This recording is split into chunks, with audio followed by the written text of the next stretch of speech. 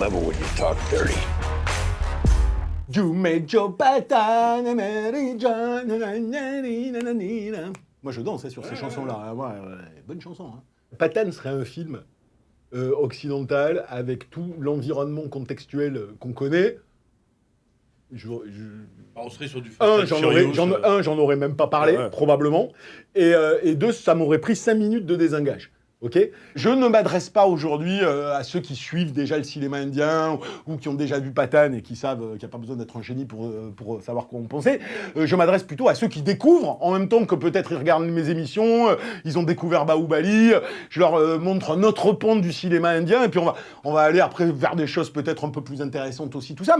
Et puis j'en parle parce que ça s'est imposé à sa sortie en janvier comme le plus gros carton de l'histoire du cinéma indien, que c'est le premier film indien que je vais voir en salle qu'avec des Indiens, où j'étais le seul bancos dans la salle, et où tu peux pas enlever l'ambiance du truc, c'est-à-dire ça joue aussi sur la perception que tu vas avoir du film. Donc il y a plein d'éléments de perception qui sont ou fantasmatiques ou complètement inconscients, qui jouent dans ta façon de regarder un film. C'est pour ça que le texte est un peu long, je préviens d'avance, mais parce que j'y explique les 3 façons, selon moi, de voir le film ou de l'appréhender, et ça dépend de ce qu'on connaît du contexte. Voilà. Bring it on.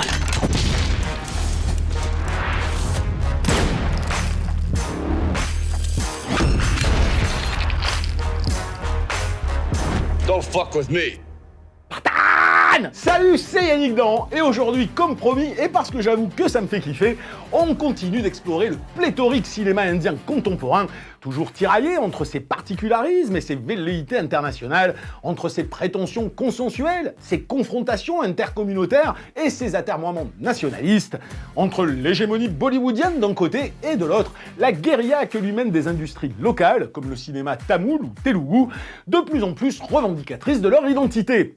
Un joyeux bordel, difficile à appréhender dans toutes ses nuances pour les lointains observateurs que nous sommes, d'autant que s'y mêlent les relents du colonialisme britannique, la longue rivalité avec le Pakistan et la question religieuse hautement touchy dans un pays où le Moyen-Âge de régions reculées se heurte au progressisme néolibéral des élites citadines. Vous me direz que ce n'est qu'une variation micro des enjeux qui déchirent le monde, et vous n'aurez pas tort. D'autant que les 2 films qui viennent de remettre le cinéma indien sur le devant de la scène internationale, RRR d'un côté et Patan de l'autre, dont nous allons parler parce qu'il s'est imposé depuis janvier comme l'un des plus gros cartons de l'histoire du cinéma indien, se placent chacun aux antipodes des enjeux politico-industriels que je viens de citer.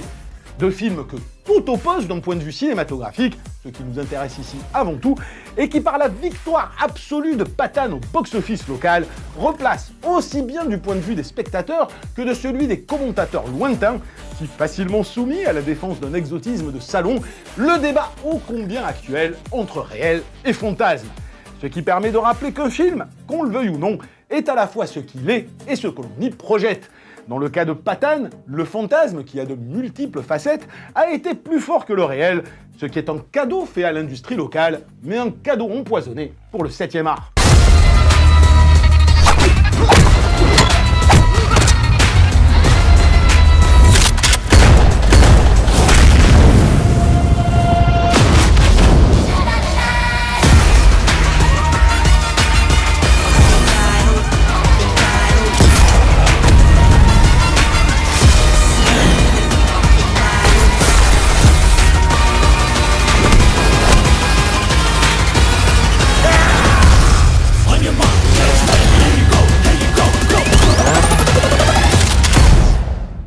Déjà, il y a un star system en Inde qui a perduré. Le même qu'on a connu à Hollywood avec Tom Cruise, Clint Eastwood, Kevin Costner, Schwarzenegger, Stallone, ce truc d'icône, mais qui était déjà présent bien avant, pendant les années 50, les années 60, où on fantasme, on adore des acteurs, et puis ils entretiennent ça, il y a ce mystère, il y a l'image qu'on renvoie, et les films tenaient là-dessus, toute cette glamourisation du 7e art, et sur lequel on a beaucoup chié tout ce que tu veux, jusqu'à ce qu'on nous en débarrasse, et où on se rend compte que peut-être c'était pas si...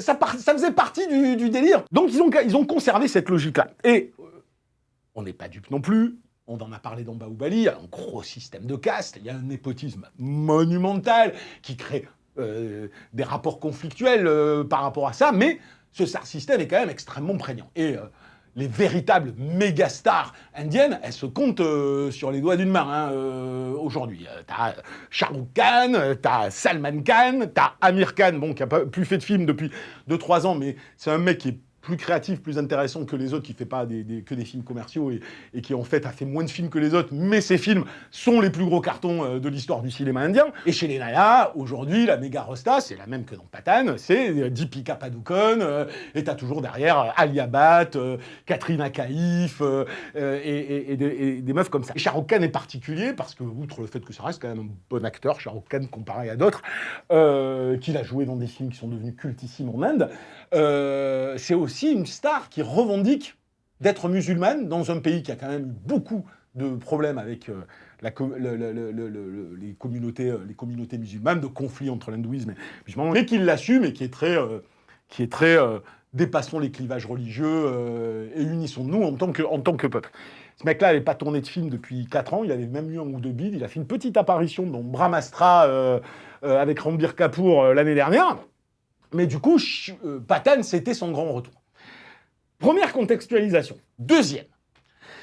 Le film est produit par Yash Rajpal. Ces mecs-là avaient fait 2 énormes cartons avec Salman Khan. Il y avait eu un premier Tiger, et puis il y a eu le Tiger Zinda Eye, qui était le deuxième et qui avait été des gros cartons. Quelques années après, le mec, il réunit 2 stars, Hrithik Roshan et Tiger Shroff, qui est l'équivalent du Van Damme local, mec de 25 ans qui fait des trucs hallucinants physiquement. Et il a fait un film d'action que vous pouvez voir sur Prime, qui s'appelle War, et qui est en plus sous-titré en français, donc vous pouvez le voir. Et c'était un film réalisé par Siddharth Arnand. Très difficile à dire, ce nom. Qui est le Justin Lin local, qui est vraiment la serpillière techno-hype. Donc déjà, War, c'était le premier film, alors, pareil, dans un univers d'espions, où Hrithik Roshan jouait un espion rogue, et cet univers-là était déjà, commençait déjà à sortir de tout ce qu'il y avait dans les blockbusters d'avant, qui était quand même un ancrage dans la culture, le folklore, la spiritualité indienne, et là, on oubliait, on commençait à faire de l'hollywoodien techno-thriller, quoi. Et en fait... Shah Rukh Khan débarque sur Pathan, et là, le mec, il a une idée géniale derrière la tête. J'adore l'idée géniale, il s'est dit « Et si on faisait comme les Américains ? Et si on faisait un métaverse ?» Alors, plutôt que d'avoir pensé le truc en amont, eux, ils se débrouillent, ils bidouillent, c'est ça qui est génial. Donc, ils avaient déjà écrit le script de Pathan, et en fait, alors même que la promo était en cours, ils ont dit « Non, mais en fait, c'est un métaverse. C'est le même univers que War et que les Tigers. » Déjà, les gens étaient hystériques, genre le premier métaverse avec des spin-offs, des croisements, du coup, qui justifient des caméos et tout ce que tu veux. Du coup, moi, quand je suis dans la salle de Cinoche avec des hindous et que déjà, à peine Shah Rukh Khan il arrive, au ralenti, chemise qui s'ouvre, mode over iconique, les mecs, ils sont historiques, ils sautent au plafond, personne ne s'attendait qu'à la moitié du film. C'est non seulement un caméo de Salman Khan, donc qui débarque en Tiger dans l'univers, et qui en plus transforme son apparition en la meilleure scène d'action du film, qui dure carrément 10 minutes. Et donc tous ces gens qui connaissent cet univers, qui suivent Salman Khan depuis 30 ans, Shah Rukh Khan, ils sont hystériques. Et tout en sachant la nullité du concept du métaverse, et moi c'est un truc qui me casse un peu les couilles, mais... Voilà, tu peux pas... Il y a tout ce background-là qu'il faut comprendre. Je crève de chaud. Je peux enlever ma truc ? Ouais, donc juste pour repréciser un truc, cette fois d'un point de vue purement industriel, Pathan, c'est un peu la réponse d'une industrie bollywoodienne un petit peu flippée par rapport au carton inattendu des films Telugu. Pas que Telugu d'ailleurs, parce que t'as eu KGF, t'as eu Pushpa, t'as eu les films de Rajamouli. Mais donc du coup, il y avait ces cinémas-là qui commençaient à remonter grave, et puis les mecs se sont dit comment on peut répondre à ça, et ils sont allés pomper le cinéma américain pour faire du gros techno-thriller à la Fast and Furious. Et voilà, c'est ce qui est triste. Et malheureusement, ça a réussi, mais ça a réussi tellement, ça a tellement explosé les records que maintenant, je pense que les gens, ils vont attendre quasiment que ça. Repartons. Est-ce que j'ai été clair ou j'étais chaotique ? Oui. Mais je m'en fous, le film est chaotique, je peux être chaotique. Hein. Repartons. Il y a donc plusieurs façons de voir Pathan, ce gigantesque blockbuster nationaliste porté par 4 des plus grandes stars indiennes, totalement sous influence anglo-saxonne, qui racole du côté du pire d'Hollywood, tout en conservant sa glorification fun de héros bodybuildés et de girl power digne d'une couve de Vanity Fair, avec en plus la petite touche méta de Star System, celle qu'Hollywood a abandonnée et qui, tout aussi hypocrite soit-elle, logique de cast oblige, incarne paradoxalement le fantasme auquel le film doit son carton stratosphérique.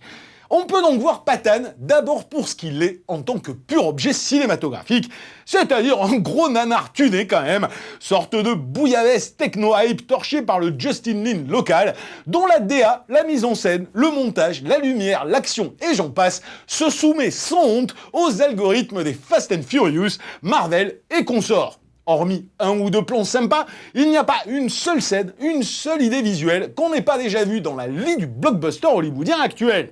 Ce qui n'est pas étonnant quand on connaît les précédents films du réal, le nanar Bang Bang, qui remakeait en mode Herbert Léonard le Night and Day de Tom Cruise, ou son War, exactement dans la même logique visuelle que Patton, mais qui avait le mérite d'être un film de Yakayo, un chouïa mieux écrit et plus vénère. D'ailleurs, je passe vite sur le scénar débile et cartoonesque de Patton, sorte de sous-James Bond dont les enjeux de l'intrigue, comme des personnages, sont les mêmes que ceux des deux Tigers avec Salman Khan, métaverse oblige, avec pour seule spécificité culturelle une vision maternelle du conflit larvé entre l'Inde et le Pakistan, où les velléités d'un discours unificateur des peuples se heurtent au patriotisme indien en un nœud gordien schizophrénique digne de Rocky IV, qui signe quand même toute l'ambiguïté de la caste bollywoodienne. J'ai vu passer des articles de mecs, bon, qui sont, je pense, dans l'enthousiasme aveugle du cinéma indien, c'est-à-dire que ils appelleraient ça indigence si c'était un autre film, et parce que c'est indien, ils vont toujours trouver ça génial. Et j'ai vu passer des trucs sur la dimension politique de ce réalisateur qui a déjà dans War parlé du rapport entre l'Inde et le Pakistan et que c'était malin, et puis le côté la religion, avec assumé que Shah Rukh Khan est musulman et donc il le traduit dans le film pour que... Mais bon, ça reste de niveau, les mecs, faut arrêter. Et puis c'est complètement tordu, c'est-à-dire autant la dimension religieuse de Shah Rukh Khan, je peux la comprendre parce que le mec est de cette confession-là et qui disent arrêtons de nos conneries, quelle que soit notre religion, soyons un peuple frère. Ok, très bien, super, mais sur le reste, genre, ils te disent unissons-nous, peuple pakistanais indien, mais alors avec chaque Pakistanais que tu vois dans le film, les méchants c'est des nazis, mais alors puissance 1000, et surtout à la fin, t'as pas un de ces films qui se termine pas par au moment où on bute le héros, genre vive l'Inde, parce que là, Patton, ça se termine comme ça, c'est je bute le bad guy en disant Jai Hind, et t'as tout le monde dans la salle qui est complètement historique. Donc, ok, t'as un patriotisme assumé, y a pas de problème là-dessus, moi ça me fait délirer, mais tu peux pas avoir ça, et c'est pour ça que je te dis, c'est Rocky IV, quoi. C'est le mec, pendant tout le film, il fait de la boxe avec un drapeau américain sur la gueule, et à la fin, c'est bon, je vais péter la gueule, mais on devrait être fiers quand même, tu vois. Allez, ferme ta gueule. Donc, c'est un peu la même chose, quoi. Bref. Pour les véritables amoureux du 7e art qui s'intéressent encore, je sais c'est rare, à la mise en scène, au découpage et à la narration, et qu'ils soient familiers ou pas du cinéma indien, Patton, au-delà d'un giga succès qui suffit pour beaucoup à l'adouber complaisamment, aura tous les atours d'une purge. Surtout si on ne va pas au-delà de sa première partie, assez catastrophique, la seconde offrant quand même quelques scènes un peu plus fun. Mais pour le coup, si l'on fait partie de la meute qui se rue encore voir chaque ersatz d'une franchise ricaine avec je ne sais quelle attente ou quel espoir parce que c'est pas prise de tête ou qu'on s'en justifie par le plaisir coupable, qui, je le rappelle, est à la paresse intellectuelle ce que l'accusation de complotisme est au débat sociétal, Patton a tout pour plaire. Mais ce syndrome prépubère d'un enthousiasme formaté, qui représente donc la deuxième façon de voir le film, c'est-à-dire l'acceptation d'une uniformisation de standards mondialisés, détruisant sur son passage toute aspérité, toute spécificité locale, toute diversité finalement, sur l'autel du même, est particulièrement triste pour un cinéma indien dont RRR, tout en digérant lui aussi ses influences anglo-saxonnes, venait justement de révéler la richesse de sa culture. Car Patton, s'il atteste finalement la victoire de Bollywood sur ses compétiteurs locaux, dont Rajamouli fait partie, témoigne aussi avec amertume de la défaite de sa propre identité. Pour se réinventer, il s'est soumis à la franchisation du 7e art, à la logique destructrice des métaverses, à l'hégémonie des codes anglo-saxons, alors qu'une bonne partie de son cinéma continue de vanter la résistance au colonialisme britannique.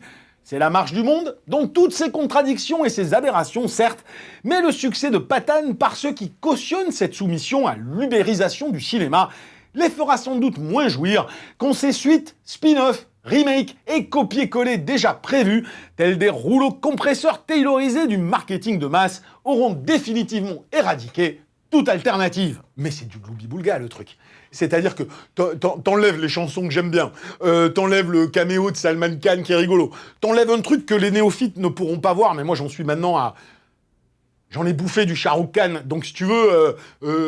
ses partenaires féminines, que ce soit Kajol avant et Deepika Padukone maintenant, ils ont une complicité entre eux de film en film. Donc voilà, moi j'aime bien ça, j'aime bien Salman Khan qui débarque, j'aime bien la relation qu'il a avec Deepika Padukone, j'aime bien même John Abraham qui joue le méchant, alors qu'en fait, en Inde, il est plutôt à jouer les héros d'action dans tous les films. Donc il y a tout ça qui est sympa, mais t'enlèves ça, ça n'a ni queue ni tête. Enfin, genre, le scénar, on s'en branle, c'est juste histoire de créer des scénettes. Alors, tiens, je pique Mission Impossible, tiens, là, je pompe Fast and Furious, là, je pompe Marvel.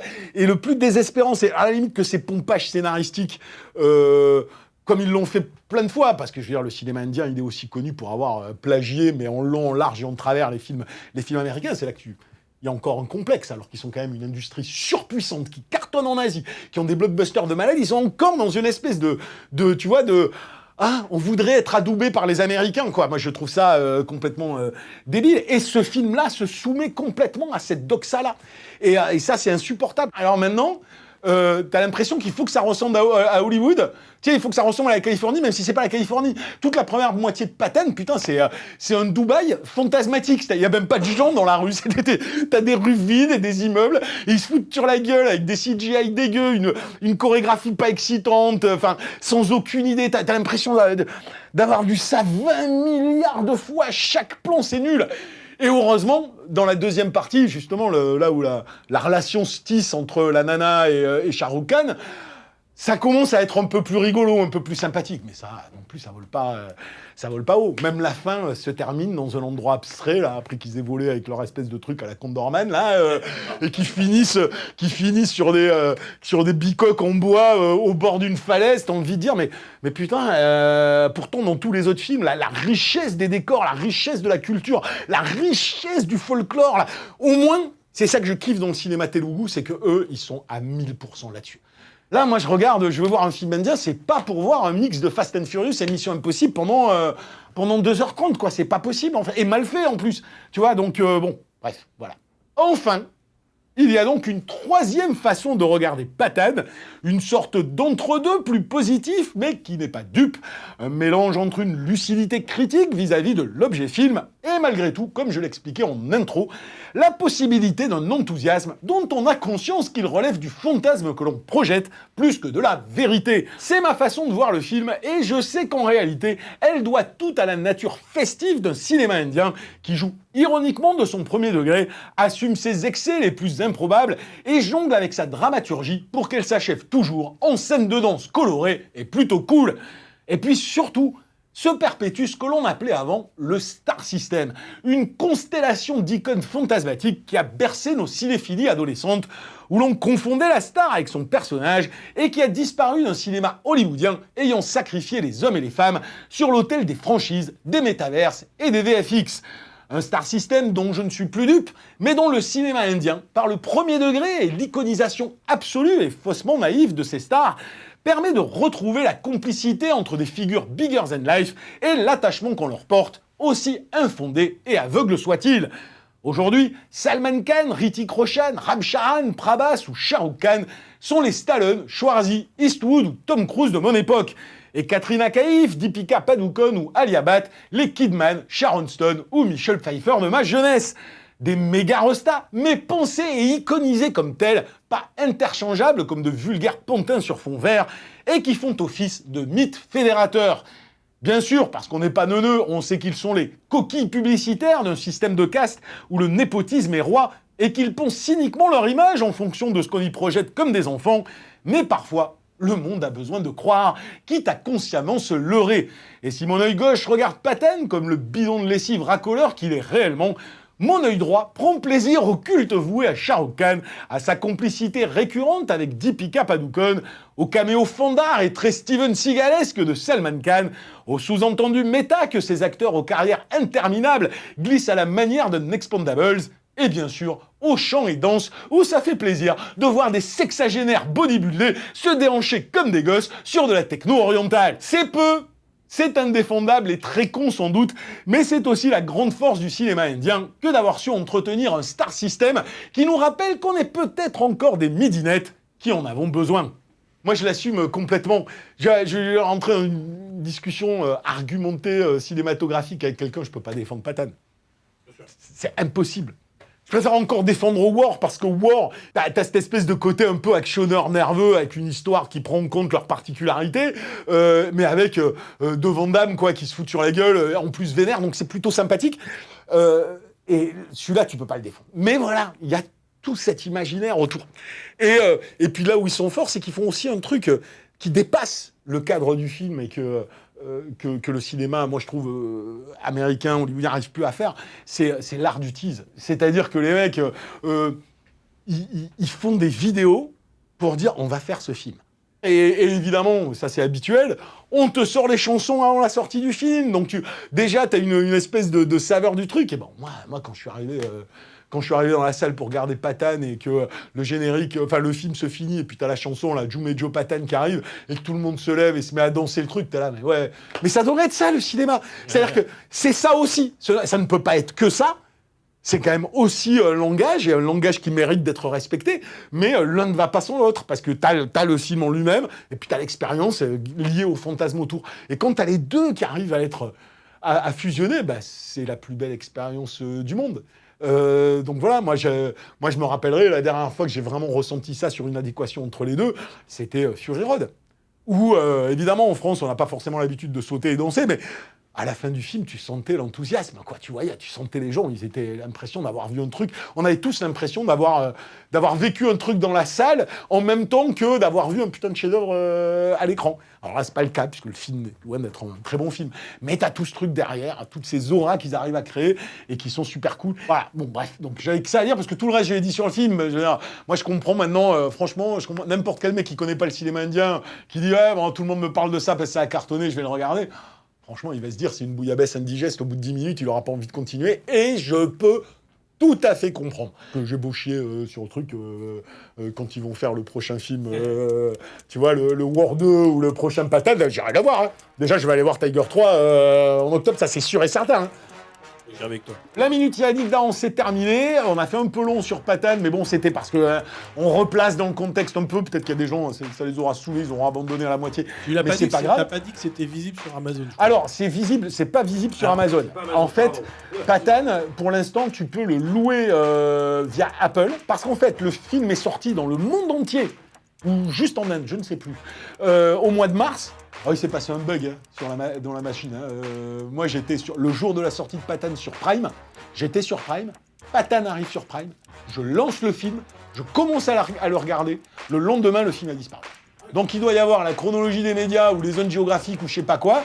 Et depuis, il est toujours pas revenu. Donc, mais ça doit être la même merde que RRR qui est disponible dans tous les Netflix du monde, sauf ici en France, quoi. Tu vois, donc je sais pas, mais ce que j'ai vu c'est que tu peux le louer, tu peux donc le voir sur Apple TV, c'est pas non plus impossible à trouver, voilà.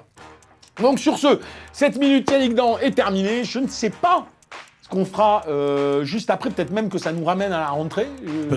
Peut-être, on ne sait pas encore, vu qu'il y a du bouleversement, ça déménage, il faut trouver des nouveaux locaux, moi je me casse en vacances, j'ai le droit, donc j'ai pas le temps de voir des séries et tout, donc on verra, mais on fera quelque chose de cool. Allez, à la prochaine fois, ciao.